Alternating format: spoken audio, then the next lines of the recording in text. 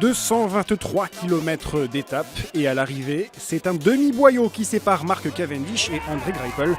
D'un souffle, le Britannique arrache sa 28e victoire d'étape sur le Tour de France.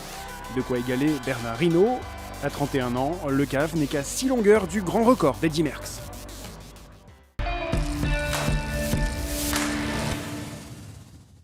Après 3 jours dans le département de la Manche, avec notamment le succès dominical de Peter Sagan à Cherbourg, changement de décor pour les 198 partants avec l'entrée dans les terres.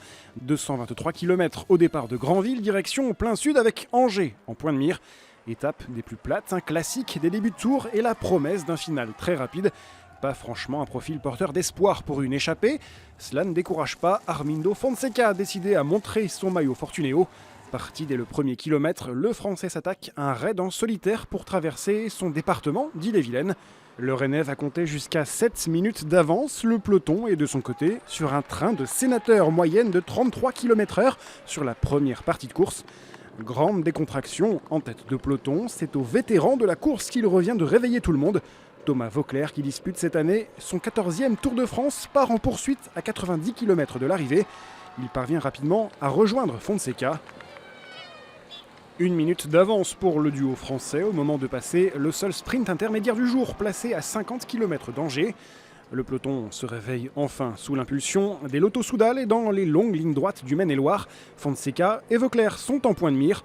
Inévitable, la jonction est faite à 8 km de l'arrivée.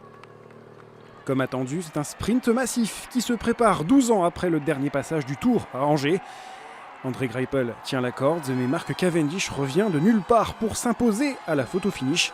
Derrière ce duo de choc, Brian Cocard prend la 3e place devant le maillot jaune, Peter Sagan.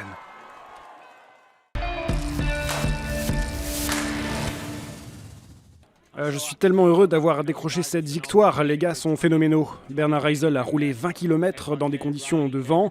Edvald et Ronny ont pris leurs responsabilités aussi. Et Mark Renshaw dans le dernier kilomètre. Que dire, c'est superbe pour Dimension Data. Les gens étaient excités quand nous avons monté l'équipe. Certains ont souri aussi, mais on est passé outre. Nous sommes venus, nous rendons fiers notre sponsor et le plus important, c'est qu'on récolte des fonds pour la fondation Kubeka. Donc ça nous fait vraiment très plaisir.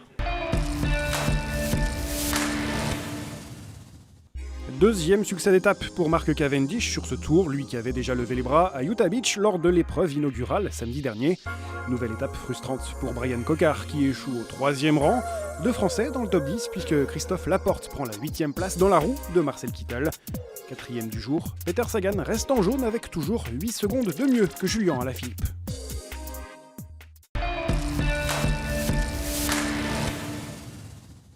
Le jour le plus long, 232 km au programme de cette 4e étape entre Saumur et Limoges. Les belles routes de plaine qui traversent la Haute-Vienne devraient favoriser les dessins des sprinteurs, tout comme la ligne droite en faux plat montant qui conclut l'étape.